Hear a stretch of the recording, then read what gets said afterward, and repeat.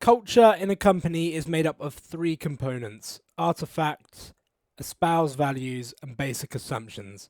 They all sit on top of one another to form a structure of culture, and all are interdependent on one another. OceanGate Incorporated is a private American company operating out of Washington. The business had a diverse board of directors from doctors, admirals, and investors, and was stewarded by a leadership team comprising of gentlemen with impressive CVs.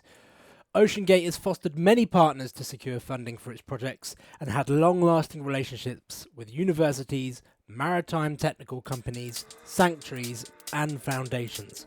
The company's mission was to provide submersibles for tourism, industry, research, and exploration. OceanGate had designed and created 3 submarines in the previous decade: the Antipodes, Cyclops 1, and now Cyclops 2, renamed the Titan. Antipodes was a still-hold submersible that could reach depths of 300 meters. By 2013, OceanGate had made 130 dives with the vessel.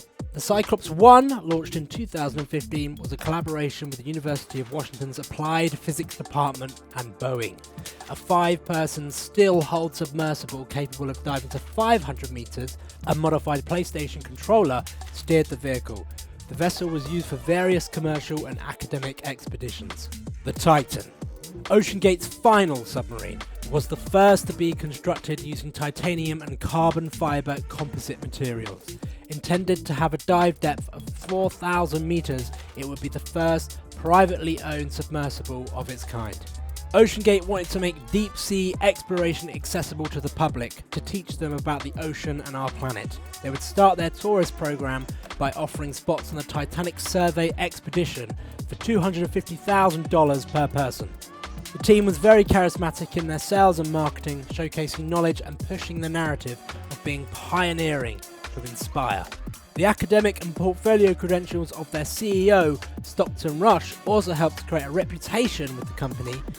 Rush was a qualified aerospace engineer who designed and flew his own experimental aeroplanes, making his money in big tech before setting his sights on the world of submersibles.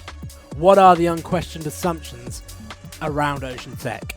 Stockton was a genius whose ideas were revolutionary. OceanGate was an elite in the submersible community. There is safety in trusting billion-dollar operations. If Musk, Bezos, and Branson can do it for space, why can't OceanGate do it for the deep? That submarining was being held up by regulation. Stockton was quoted as saying, "There hasn't been an injury in the commercial sub-industry in over 35 years. It's obscenely safe because they have all these regulations, but it also hasn't innovated or grown because they have all these regulations." That Stockton and OceanGate were above regulation and above the science, almost spiritual in its operation.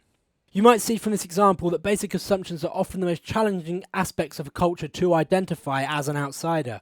This is especially true, though, however, when you are a part of the culture, it's difficult to see. It's a bit like being up close to the elephant. You don't know it's an elephant until you step back and go, well, it's an elephant. This is because the assumptions are often unspoken, unconscious, and unanimously held to be self-evident or common sense. Applying the 3-tier model to OceanGate divulges how the culture within the company bred hubris. OceanGate is not the first organisation and probably won't be the last to mishandle its cultural identity and facilitate catastrophe. It is essential that in an age where privatization of the exploration of the planet and beyond is of the highest fashion, that we, as the consumers, remember to put engineering and science first to avoid getting swept up in the imagination. And although the lessons of failure are hard, they are often the most important on the road to progress. We've learned in these past few months that we are frail and fallible, but we have also learned that we have the courage to face our faults and the strength to correct our errors. Because we don't hide our mistakes, we're not condemned to repeat them. Because we're an open society, we have room to grow. We can count on their courage to pull us through the hard places. I'm speaking now of the American people, because we base our trust on the American people. And that's why we can look to their wisdom, creativity, to show us the way to the future. This has been a difficult passage for America, but we will go on just as the crew of the Space Shuttle Challenger would have wanted us to. We'll use every ounce of American skill, ingenuity, and gumption, and we'll work twice as hard and be twice as vigilant. We'll simply do what has to be done to make our space program safe and reliable and a renewed source of pride to our nation. America has a claim to stake on the future. We've suffered a tragedy and a setback, but we'll forge ahead, wiser this time and undaunted as the spirit of the Challenger and her 7 heroes.